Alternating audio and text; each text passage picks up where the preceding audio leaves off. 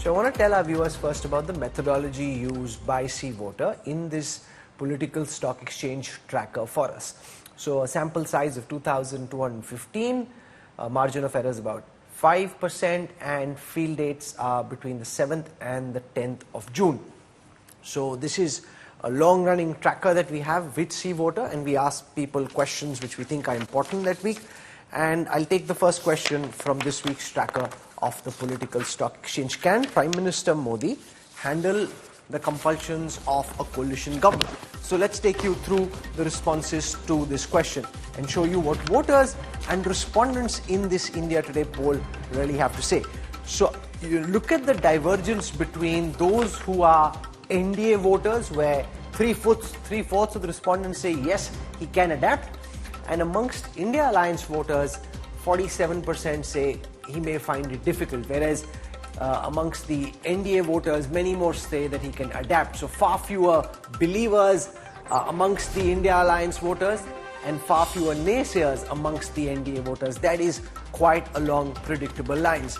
Will he be unable to run? Only 5% of NDA voters think he'll be unable to run, whereas 22% of the India Alliance voters think he will be unable to run. So if you just look at the overall percentages, I think is really where the meaning comes out. 52% of the overall respondents think yes, he can adapt.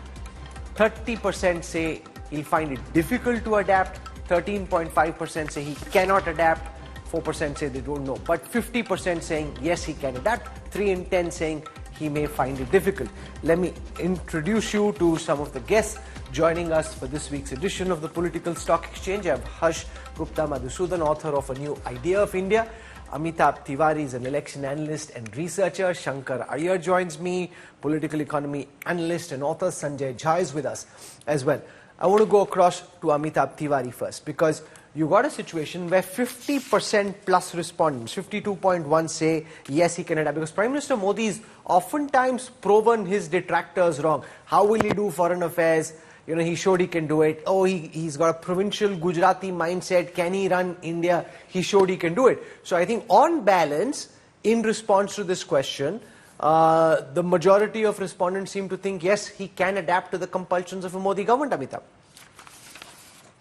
Yeah, almost 52% plus people or respondents agree that Modi can adapt because to the demands of the situation and can run a coalition government. Of course, the numbers are tilted towards the NDA voters 3/4, whereas only 1/4 of India voters feel that he can adapt. But if you see, even amongst the India voters, less than 1/4 people feel, or respondents feel, that he will be unable to run the government. So not a significantly higher proportion of people, even amongst the India voters, feel that he will not be able to run the government. Still, the numbers are, you could say, 52 overall say he can adapt, because he has the administrative experience as a CM and a Prime Minister of running governments, not coalition, but he has run governments. And he also, see, it is all about sharing a personal rapport with two key people, which is Nitish Kumar and Chandrababu Naidu. So we've seen that on the global stage, he does share a great rapport with global leaders. So probably he just needs to replicate that. Also, Harsh, you know, often we've seen Prime Minister step up to the plate and prove his detractors wrong. You know, those who said, okay, what does the Chief Minister know about foreign affairs? He doesn't have that much international exposure. He's never really studied abroad. What does he know about the economy? During COVID, they said, open your purse strings or your economy will be doomed. He kind of kept things tight. Now everyone acknowledges that that was the right point. Harsh, can you hear me? Yes, I can hear. Okay. I can hear. So I'm saying he's proven his detractors wrong in the past, and now a majority of the respondents in the C-Voter sample seem to suggest he can adapt to handling a coalition government. Rahul, I'm sorry, I was unable to hear the question entirely. There was some background noise. Let me just respond to what I heard. I absolutely agree that he'll be able to prove his detractors wrong. Remember when he became the Prime Minister for the first time in 2014, everybody was saying that foreign policy would be his weak suit. And we all know that he proved his detractors spectacularly wrong. In fact, India has managed to balance relationships with, for example, the Arab Gulf countries on one hand, Iran to some extent on the other hand, and Israel. Some of the closest allies of Prime Minister Modi are today from the Gulf states, MBS and MBZ. If you went by conventional wisdom that Muslim majority countries or Muslim sultans would not be friendly with the prime minister, that was obviously completely wrong. Similarly, he's handled the Russia-Ukraine crisis very well while remaining friends with the broader West, but also openly admitting about the strategic relationship that India has long held with Russia. So compared to those very complicated figures, I don't think domestic political machinations will be a huge problem. We saw that the Prime Minister was at Chandrababu Naidu's inauguration today in Andhra, and it seemed he has shared a very warm rapport. We must also keep in mind that Nitish Kumar, Prime Minister Modi, and Chief Minister Naidu, they're all in their 70s now, and all of them are looking for legacy issues right now. So the push and pull of coalition politics and ek dhakka aur do or ek bar aur khich lo, while I'm not saying that's completely gone, all three figures are in a phase of their political career where they want to leave something tangible behind. So let's not completely discount that aspect and be completely cynical. Okay, I want to come now to the question of the expectation from the 100-day plan of the Modi government. Everyone has their own expectation. They've seen, they've processed, distilled this verdict. What expectation do you have from the 100-day plan of the Modi government? Let me take you through the responses to this question and see how different kinds of voters really line up on this question. So if you look amongst NDA voters, 24% want inflation to be controlled, 35% want unemployment to be dealt with, 8% think fuel is a big idea, government hospitals is 16%. So that's the thinking amongst NDA voters. Amongst India voters, 29% want unemployment to be dealt with, 14% want fuel prices to be slashed, 20% want inflation to be controlled. If I look at the overall sample here, 31.4% in this C-voter sample think unemployment and a policy to deal with the youth, to create jobs, needs to be the number one concern, with inflation at 23 coming in as the number two concern. So if you look at the big picture there, Shankar here, dealing with the issue of unemployment, having a policy for the youth, I think that seems to be the central thrust of our sample, saying treat this as priority number one in your 100-day plan. Well, it's not surprising, is it? The Mood of the Nation poll of India Today has flagged this issue of unemployment consistently for over 2 years. And this is something that I think you have discussed on Political Stock Exchange quite a bit, and Yashwant will sort of give out the numbers if he has the tracker on this. His tracker must have got the historical picture on this.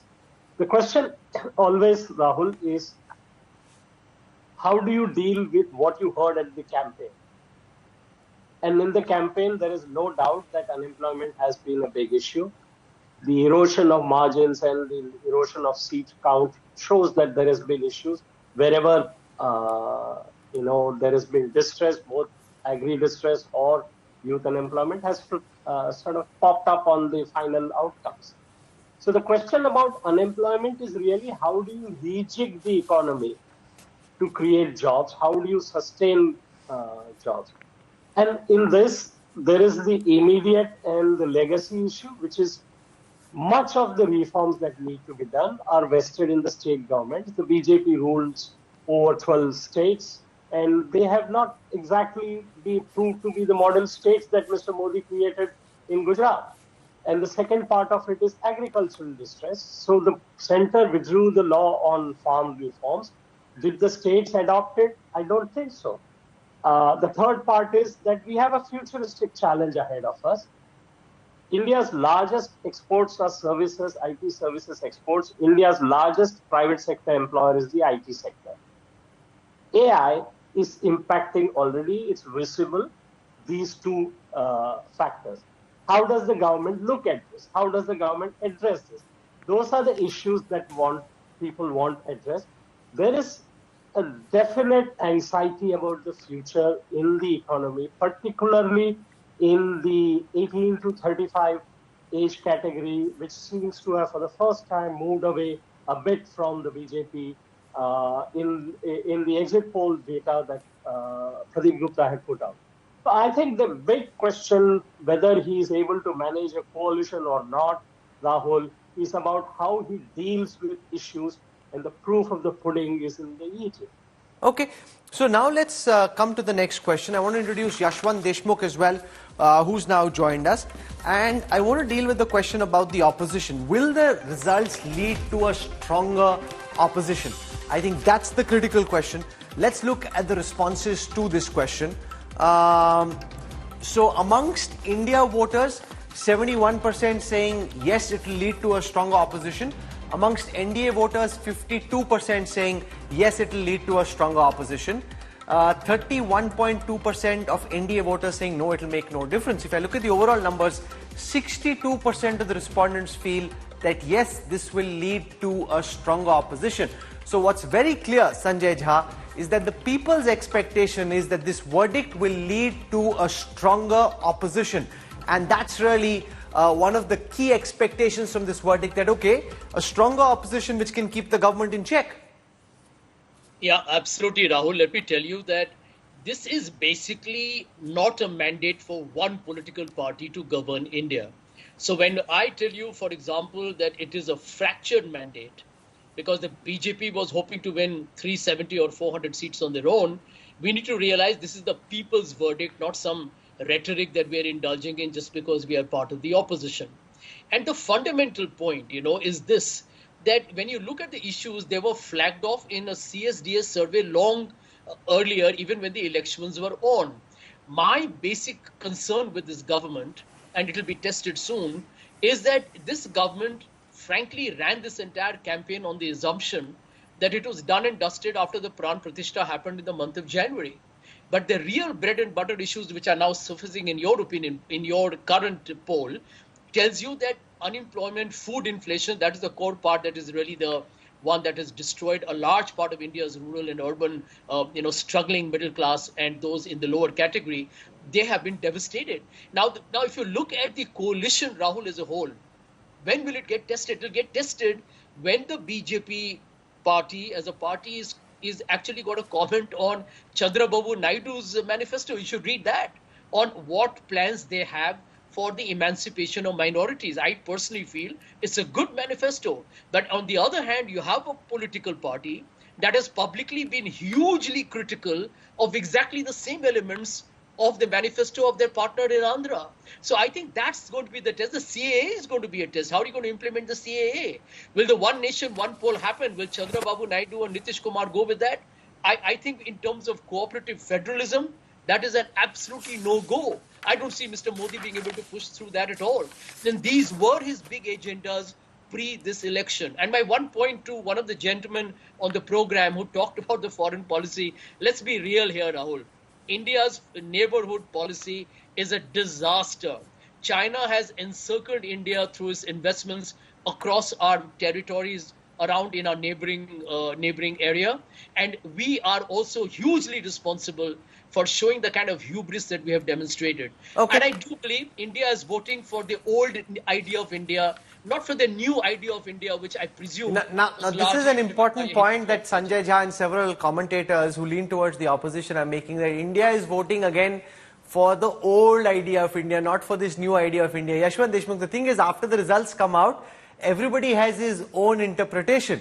Now, this whole idea that this is a rejection of Hindutva, that this is a vote for the return to the old idea of India.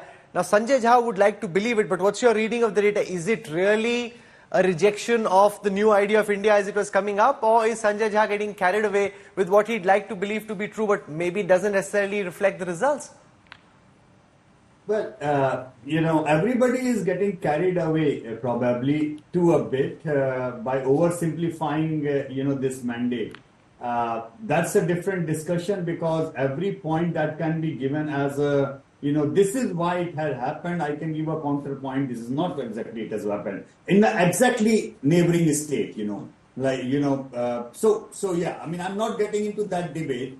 What I feel from today's number, and they were quite humbling in a way. Number one, the expectations from the government, Rahul, are the same which in our tracker all along in the last 10 years people have been saying aloud, that we need to tackle unemployment, we need to tackle the inflation point. And so basically, what is heartening from this data that even though depending on the political line, the public is also giving their own explanation why it has happened, what has happened. But as far as their expectation and the way forward is concerned, there is amazing confluence across the political spectrum in the public. There is going to be a coalition. There would be things which would be put on the back burner. And by the way, Sanjay, we have discussed this in the past earlier as well. Actually, I find a silver lining in this. You know why? Suppose, hypothetically, if the BJP would have managed a huge 2/3 kind of a majority and they have pushed agenda like CAA, One Nation, One Election, it would have been probably looked upon as a majoritarian idea of pushing, using the democracy and pushing the one way. But idea like Uniform Civil Code, which is a very genuinely progressive idea, but now it is implemented with taking everybody on board, bringing a consensus by virtue of coalition. I am right now thinking like that is on the back burner, probably in the deep freezer. I don't see Uniform Civil Code coming. I would be happily surprised, pleasantly surprised, if that. Let me put that question to Harsh Gupta. Harsh, how do you respond to Sanjay Jha's assertion that this is a rejection of the new idea of India, that this is a vote for the old idea of India, an India that is driven by consensus, one that's driven by coalition, and the rejection of the idea of the supreme leader? Rahul, Prime Minister Narendra Modi won a clean majority under the National Democratic Alliance, which is a pre-poll alliance, which went to the voters as a pre-poll alliance with a clear leader of Narendra Modi. I think there is no point politicking now. The elections have just gotten over. Let us all relax and analyze a bit dispassionately for once. Secondly, let us also take all polls with a pinch of salt. I mean, with due respect to my friend on the television today, Yashwant, all polls need to be taken with a pinch of salt, including this one. So to say that the new idea of India, or let us just directly call it Hindutva, has been rejected when the pre-poll alliance of Narendra Modi has won a simple majority, is stretching the idea of what a loss is and what a victory is. Let me also simply respond by saying that it is true.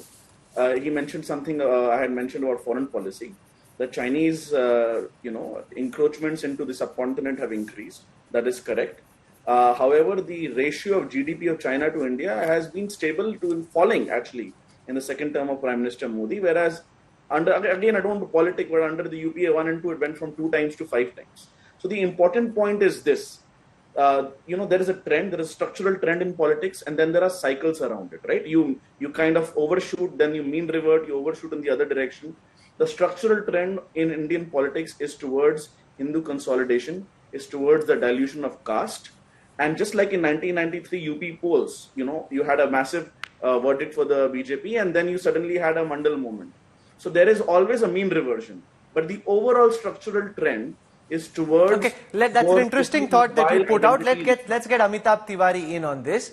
You're saying that the structural direction is towards Hindutva, and the structural direction is towards a move away from caste. Do you buy that? Because if you see the kind of Dalit, Muslim, Yadav consolidation which really led to the downfall of the BJP in Uttar Pradesh, it would suggest that ground reality is different from what Harsh Gupta is suggesting. Amitabh Tiwari. I think if we see the verdict, it does not seem to be indicating that the structural overall direction is towards Hindutva. I would say the overall structural direction is not towards an aggressive Hindutva, but the structural overall direction is towards a more liberal, compromising, consensus-driven. Because if you see, BJP's vote share remains the same. It has lost some amount of votes, or rather significant votes, amongst the SC, ST, OBCs in Maharashtra, Rajasthan, UP, even West Bengal to that extent. So what is clearly visible is that a section of the people, and see, India is a liberal country. Whatever we discuss, India remains a liberal country.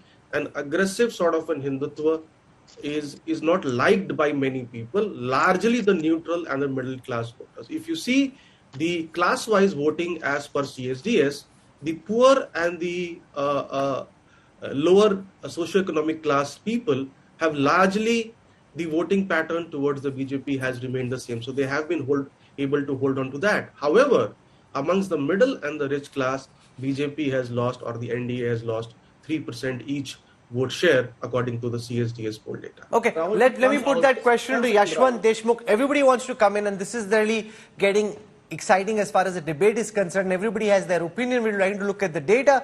This argument that this is a rejection of Hindutva, or the argument that the trend is towards a consolidation of Hindutva and a dilution of caste, do you buy that?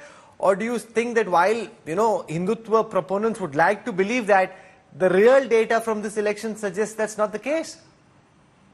Well, I tend to agree with Amitabh on this thing that, Hindutva as a base is very much there. I mean, so much so that electoral politics has changed in a way that you cannot, dump Hindutva and win electorally. You cannot be against Hindutva in that way.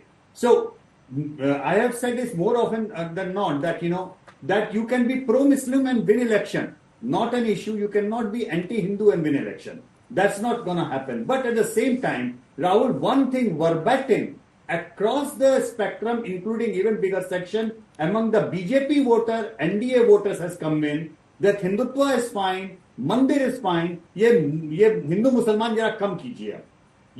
This is something which has come across. No, but how do you say it? Is that your view? Ye Hindu Muslim kam karo, is that your view, or do you have data to back that? No, we have data to back that, but we thought that we will do a complete episode on that, Rahul. We are going to ask specific questions on that. We will come back with the results on that. Because one thing is very clear. People want economic to do good. People want Hindutva as a base. I mean, I'm talking about the BJP voter. They appreciate Ram Temple. Everybody appreciates Ram Temple. But ये हिंदू मुसलमान ज्यादा किया है, ज्यादा हो गया है. This is a general sentiment, not just among the opposition voters, but among the core NDA voters as well. I want to take this question. What caused the BJP's defeat in Faizabad? So let's see. These are not voters in the seat of Ayodhya. These are general voters. Let's see how they respond to this question. So if I look at the overall numbers, 22.3% of overall voters think that BJP lost in the seat of Ayodhya because there was too much focus on Mandir.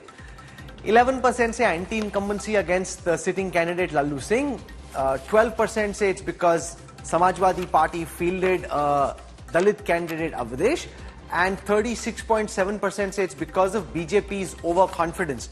Remember, these are not voters in Ayodhya, so they actually have very little say. But this is their broad sense, that 36.7% feel the BJP lost because of overconfidence, that somehow they just convinced themselves that they were winning, that they became victims of their own hype. Do you buy that, Shankar Iyer? This idea that they probably became victims of their own hype, they started believing their own propaganda? Well, to start with, they announced a 400 target and didn't bother to explain it to the voters as to what it was about. So it was left to open to interpretations and fears. So interpretations and fears have led to the loss of seats and erosion. The point that we are making about Hindutva, here's the thing. Any time and every time there is an attempt to homogenize a heterogeneous society, it is to make a one image of a plural country, a country of many diversities, it will backfire. It will boomerang. The point that Amitabh made and Yashwant made subsequently is that people are invested in the idea of India being a Hindu society. That idea cannot be leveraged beyond a point for creating a majoritarian state or a majoritarian government. This has happened before, this has happened now. The point that every voter seems to be sort of underlining, whether it is in Maharashtra, whether it is in Uttar Pradesh, whether it is in West Bengal, whether it is in Rajasthan, is that livelihoods matter. And you cannot just say that, okay, January happened and the rest you have to sort of live with it. There is a very old saying from the epics in Mahabharata, fear the tears of the poor, for they can drown the mightiest. I think that is a message that has come through across states, and that is a message that has been absorbed by the government. the first decision of the government to create 3 crore new houses is both a political compulsion and an economic imperative. And that is where I think Mr. Modi excels in bringing together what he has heard on the ground and how he Harsh Gupta, respond to Shankar Iyer's very important point. This is not so much about new idea, old idea of India. This is not about pro, anti-Hindutva. This is about listening to the voice of those at the bottom of the pyramid, giving them the economic alleviation that they crave. That this is really what the verdict is about. Listen to concerns of those who are at the bottom of the income pyramid. Rahul, with 640 million voters, there is no monocausal explanation of any election, much less this election. The point is not that. When I mentioned there is a structural trend in Indian politics, to compare 2019 to 2024 and say that is a structure is the exact opposite of the definition of structural. The structural trend is always a longer term trend. I mentioned there is always mean reversion and overshooting. So to compare 2019 results in 2024 and say that over time Hindu consolidation is not happening is not an academic or rigorous enough answer. Now on the point of Hindutva or aggressive versus non-aggressive, Hindutva, liberal, pluralism, these are all false binaries. These are false divides. Hindutva is nothing but Hinduism. So to say that it is homogenizing is simplifying, homogenizing the discourse itself. I just want to simply say, I fully agree, economic uncertainty, economic pain, as well as overconfidence, as you mentioned, Rahul, in the Faizabad survey, I fully agree those are real causes. Let me remind you that in FY24, nominal GDP growth was less than 10%. The deflator was 1.5%, and which is why the real GDP growth was more than 8%. But for the normal person who's not thinking in terms of inflation adjusted, his salaries or his income grew less than 10%. It is my personal opinion. It is also the opinion during vote on account that the government has been fiscally and monetary policy wise, that includes the RBI, slightly too conservative. In retrospect, obviously, it's easier to confirm that they were perhaps overconfident. And I fully agree with Shankar that the first decisions by signing the, for example, Kisan Nidhi, the second decision of having millions of more homes, shows there is already a feedback mechanism. Okay, and Sanjay Jha, respond to this, that the government was being careful about public finances, which is why they didn't resort to the kind of freebies and populism that the Congress promised. Harsh concedes that maybe this was too tight and they should have loosened up a bit more. It would have helped them, but it's against Prime Minister Modi's fiscal grain. He likes to be conservative. He doesn't like the idea of freebies. They've heard the message and now they'll be more willing to open the purse strings like we saw during the PM Awas Yojana announcement or during the food grains announcement. There'll be more such welfare measures. You know, Rahul, one of the most shocking statements that Prime Minister Modi made, beyond his bhais and all the Mangal Sutra and all the pretty repugnant gibberish that we heard, was when he told, I think, interviewers, I don't know whether it was on your show, that, what do I do? Some people have to become rich and some people will remain poor, something to that effect. And this coming from India's Prime Minister, I thought was appalling. This is a country which is seeing an absolutely, very dangerous level of economic inequality. That's not what he said. People have no idea how many people are suffering at the bottom of the pyramid. Mr. Modi takes credit, by the way, for a man who says, I'm a right-wing, economist thinking man, free market pro. He allows 56% of India's population to get 5 kilo of food grains for the next 5 years and says, well, I have removed poverty. You had Niti Aayog actually telling you that the poverty levels changed within 1 day. So the truth that people have to accept it. I'm telling you, Rahul, I say so. And I challenge anybody from the BJP to take me on. The world does not trust their data. The world does not trust India's GDP. Somebody mentioned GDP deflator. I'll tell you the problem. They have used these deflators to keep the real GDP growth high. But if that was the case, let Harsh respond to it. The charge that you're making the data seem a lot better than it actually is by fudging it, by inflating it, that India is doing a China. Absolutely. And therefore you get convinced that India is growing really fast, but for those who it matters, they feel, no, we're not growing fast. Rahul, just like in FY24, the GDP deflator was around 1 to 2%. In FY23, the year before that, it was almost double digit. The same government, the same data, which is why when the nominal GDP growth was 18-19% in FY23, they did not show 15-16% real growth. So this is simply a base effect. Let us again, I'm requesting Sanjay to understand the election is over. The next election is some time away. We don't have to do this rhetoric. Yeah, but let's not fudge around with data. We are dispassionately analyzing what happened. The GDP deflator was very high. Sanjay, let him speak. You're not being fair. I'll come back to you. Let him speak. The deflator was very high in FY23, and the base effect in FY24 was very low, which is why you can see that even in the listed companies, the revenue growth in FY24 was in single digits, but the profitability was 20% plus because the cost pressures came down. So this is not just government data. You can corroborate that with financial market data as well. So to say that this is not the data, nobody believes that this is like the Chinese Communist Party, that is absolutely untrue. What is true is that the census is overdue. The pandemic delayed it. We must do the census. We must update, for example, the 2011-12 base to have more updated inflation data. By the way, the hundreds of millions of people getting free food of 5 kgs, that is not included properly in the CPI data. And which is why the government gets a hit on the fisc, but does not get a free ticket on the monetary policy. This is a problem because you are giving free food that is there on the fiscal side hit, but it is not counted the way CPI is counted. Core inflation in India has been below 4% for more than 7%.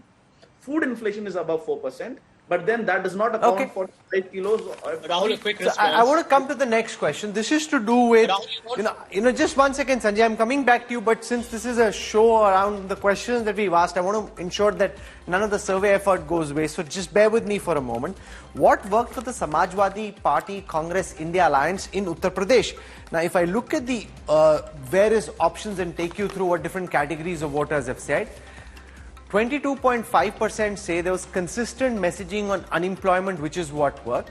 26% of the respondents say constitution is in danger, Samvidhan khatre mein hai, that's the pitch that worked. 24.1% say it's all of the above. So not too many think it's a smooth alliance. Not too many think it's to do with the Pichda, Dalit, Alpsankyak card.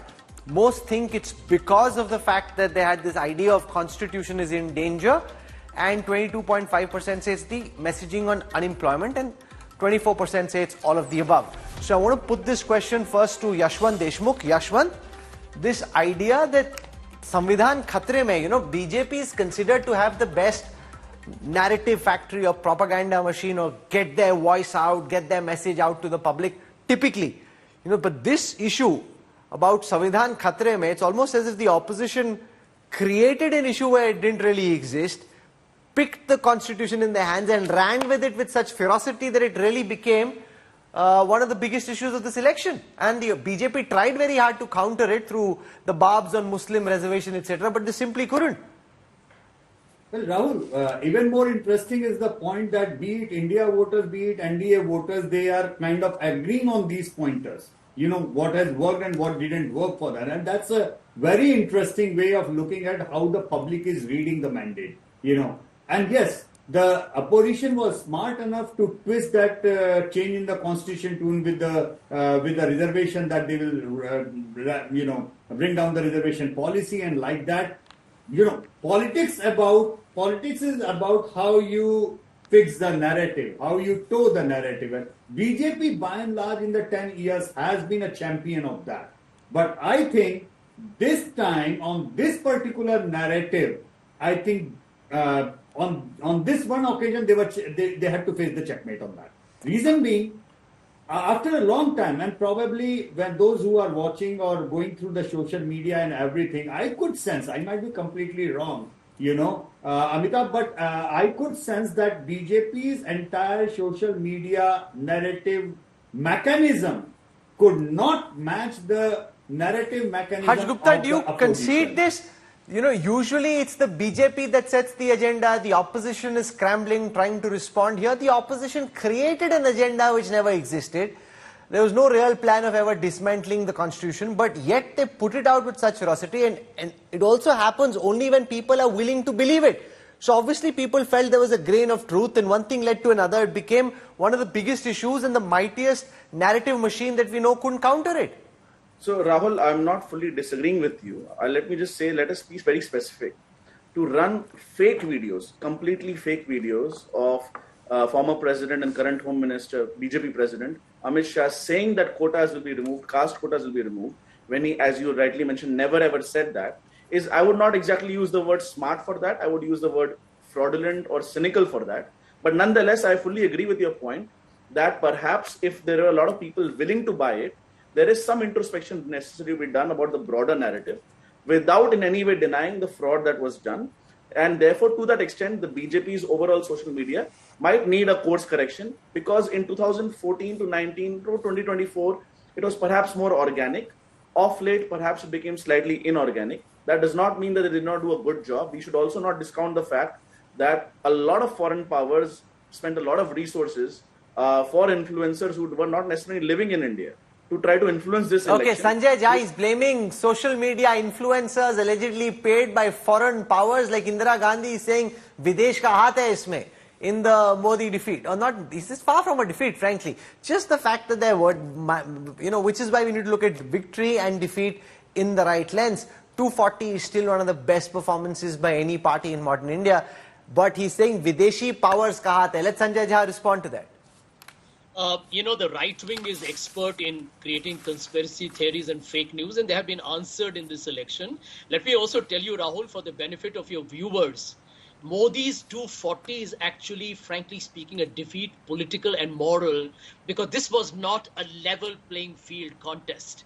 I think this is what every citizen in this country needs to know, and they know it today. The capture of regulatory authorities, the vulnerability of the election commission, large sections of the big media becoming the cheerleader. You had tons of money through electoral bonds lying with the BJP, arresting of the opposition, chief ministers. It was a brazen, one-sided show, which is the cockiness which made Modi say, I'm winning this election, and start celebrating, the next 100 days. You remember in Bihar, he was campaigning. I mean, he made a statement that I thought was absolutely reprehensible, where he talked about Tejasvi Yadav, the countdown to his arrest has begun. This was the narrative of the BJP. And here is the truth, Rahul. Here is the truth. The truth is that social media is inherently an anti-establishment platform. Sure. The BJP used it in 2014. Today, it is now questioning the BJP and Mr. Modi. Mr. Modi, by the way, is in memes all over. But why are we forgetting that the CSDS survey said that Rahul Gandhi as a prime ministerial candidate is more popular than Modi in Uttar Pradesh? The defeat in Ayodhya is a message that no matter how hard the gentleman here in this program can try, the new idea of India, one strongman leader, personality cult, sectarianism, authoritarianism, has been rejected. Yashwant Deshmukh, I'm out of time. One very final question. What would you as a data analyst be looking at most carefully from here on? What do you think matters most in determining what happens next? Well, I think the leadership ratings are going to be the central of that, because no matter what, even though we are parliamentary system, but the way we think is pretty much presidential, and it is getting more and more around that. And this is why majority of the really strong chief ministers have won their states, defeating BJP in the last 10 years. And this is why even in the worst of this last 10 years thing, where at the national level, the BJP manages to be the single largest party and NDA crosses the majority on its own, all because of Prime Minister Modi's popularity. So having said that, what Sanjay is mentioning, that data point is, Sanjay, a bit... not very. I won't contest that, but it has to be seen with the lens that if you are running a two-horse race in Uttar Pradesh right now, where Samajwadi Party voters are behind you, then you are likely to get that kind of result. Particularly when you have a significantly big number of voters propping up Yogi's name. But as far as Yogi and Modi are considered, they belong to the same party, same category. So it's a win some and lose some logic, Sanjay. I understand your point where you are coming from. Okay. And this is what precisely is required if the opposition wants to take it forward. They have to have a central narrative. They won, and they won a number of seats, creating a local narrative, which was a very smart thing to do. But at the end of the day, when you are running the country, there has to be a central narrative. So we need to see how that contest of narratives in the parliament and outside the parliament goes from here, Rahul. Okay, that's a very fascinating conversation. This 40 minutes of very high quality insights. I want to thank all our guests for joining us in this edition of the Political Stock Exchange. I hope to pick up important issues of the week in the days and weeks to come, and keep doing this because it gives you insights into not just what the pundits are thinking, but also what voters across the country are thinking on this key issue. The national capital is reeling under a massive heat wave. There are water wars raging in several parts of Delhi, and to make matters worse, the water tanker mafia is operating with impunity. India Today blows the lid off this black marketing of water. Here's this India Today special investigation, Operation Water Mafia.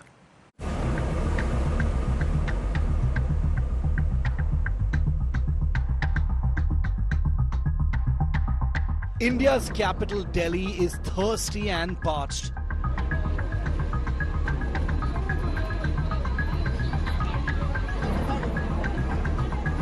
Despite the Aam Aadmi Party government's promise of free and clean water in taps for Delhiites, wars on the streets for every drop as tankers struggle to quench Delhi's thirst. As the capital goes dry, the notorious tanker mafia is having a free run. This ruthless lobby, busy fleecing a thirsty population of the capital for a few extra bucks. To expose this racket, going without any checks, India Today's undercover team reached Delhi's Sangam Vihar, where we met Ritesh, a tanker mafia operator who runs this business from his home. Our undercover team sought water to build a house.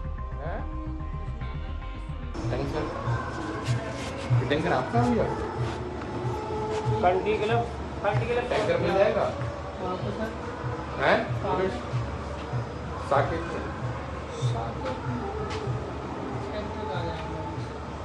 भेज दो तो पैसे नहीं दे देंगे traffic वाले पकड़ लेते हैं दे दो रात को दे दो रात को मिल जाएगा हाँ साकेत कौन सी जगह हैं कौन सी जगह बैठ जाओ सेक्टर 4 में कुछ बिहार में लोकेशन भेज दूंगा आपको। इसमें आता है 2200 लीटर 2100 लीटर पानी है। इसमें आता है 2100 लीटर पानी। अच्छा ये जाएगा 1500 रुपये का। 1500 रुपये 2100 लीटर हमें तो ज़्यादा चाहिए। कौन सा चाहिए आपको? इससे बड़ा भी है? टैंक है नीचे। हाँ हाँ टैंक है। फिर है हमारे पास 12,000 लीटर का। हाँ। आपका टैंक कितना बड़ा है? 12,000 15,000 का 12,000 दे दो चल जाएगा। अरे हमारा पूरा खाली हो जाना चाहिए। हाँ हाँ हाँ। और नहीं हुआ टैंक आपका भर गया तो रुकेगा नहीं। नहीं वो हमारा ही हेडेक है। पूरा खाली हो जाए और बढ़िया बात है। अगर पानी बचा तो वो रुकेगा नहीं। ऐसे आप बोलोगे ऊपर टंकी चढ़ा रहे हैं मोटर से रुक जाए वो रुकेगा।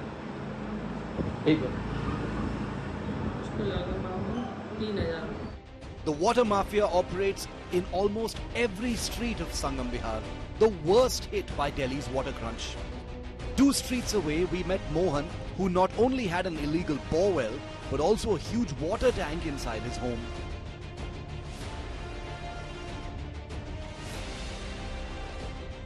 Our spy cameras captured the tanker being filled from the borewell, throwing all norms out the window. We met Mohan here and asked him for a water tanker. भैया पानी का टैंकर चाहिए। बैंक कॉलोनी छोटा बड़ा बड़ा 2200 रुपये। कितना litre का है? 4.5 से काम नहीं होता। कितने का? 4,500 लीटर 2200 रुपये पानी। मुझे 12,000 लीटर चाहिए। ये गाड़ी है 12,000 तो बैंक वाली दे दोगे? कितने का पड़ेगा? 4,500 का 2200 रुपये। Then Mohan told us that the groundwater level is falling and that they're having difficulty filling the water tanker. कितने उस पे आ रहा है पानी अभी नीचे? अरे 1 घंटा में गाड़ी लगी जा रही है। 1 घंटे में एक गाड़ी। कितने फुट पर है पानी? 650 फुट पर। 650 फुट पर। The tanker mafia is earning lakhs by selling water from illegal borewells, stealing Delhi's already rapidly falling water table. मकान बनाने के लिए मिल जाएगा हमें। हमारे यार मकान बनाओ चाहे नहाओ चाहे कुछ करो, मगर एक दिन छोड़ के एक गाड़ी चाहिए। हाँ, एक दिन छोड़ के एक गाड़ी चाहिए। The tanker mafia brazenly extracts water from illegal tube wells which dot the Wazirabad area of Yamuna Khadar in Delhi. Here water tankers are being filled openly. We met Ramesh who runs one such illegal tube well. आप क्या करते हो? आपका क्या? हमारा तो tanker आओ ना भर देवे। आप भर देते हो बस? कितने पैसे लेते हो? जैसा टैंकर है। फिर भी 500 रेट भी है, 600 को भी है, 700 को भी। हाँ। जैसे टैंकर है। तो अगर 12,000 लीटर का टैंकर होगा तो कितना? 500 रुपये। 500 रुपये भर देते हैं। Buying water from illicit tube wells has become a part of life in these parts of the capital. We wanted to know how many water tankers Ramesh fills daily and whether he could arrange a tanker for construction work. और आपके यहाँ कितने tanker आ जाते हैं daily? तो हमारे तो 2-4 कोई है टैंकर वाला या हमें लाना पड़ेगा टैंकर? मैं बात कर रहा हूँ टैंकर वाले से।